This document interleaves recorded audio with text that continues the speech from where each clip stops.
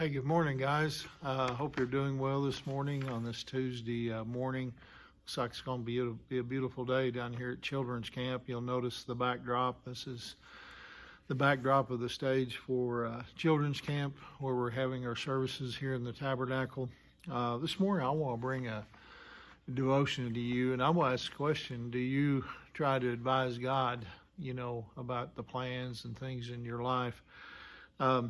Mark 8:27, it says, Jesus and his disciples, they left Galilee and went up to the villages near Caesarea Philippi. As they were walking along, he asked them, "Who do people say that I am?" Why do teachers give tests? Well, basically it's because they want to know, whether their students are, learning, the material that they've been teaching them. And so here at Caesarea Philippi, Jesus, he gave this test to these disciples. He asked, who do people say that I am?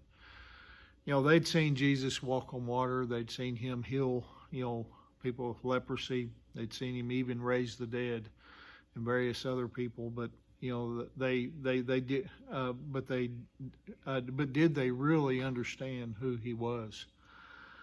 Now, apparently not, because they replied, some say John the Baptist, some say Elijah, others say that you're one of the other prophets.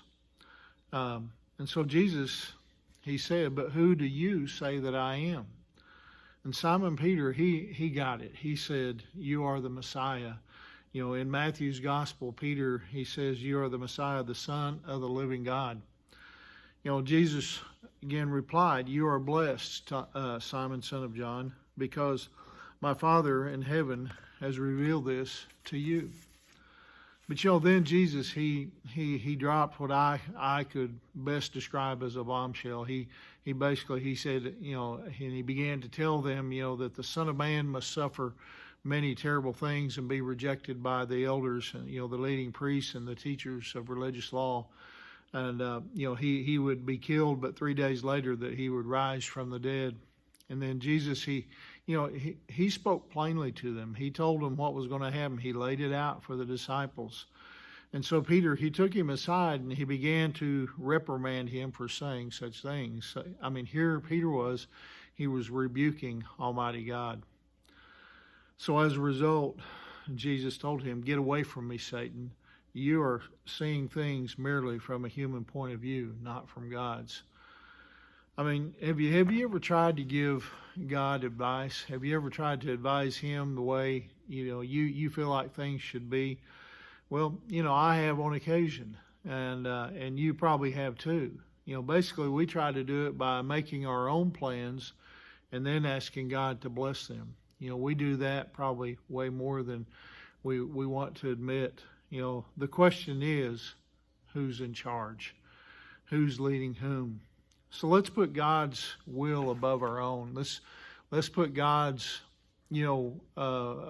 best, for us before we try to do anything on our own. And so many times we try to do that.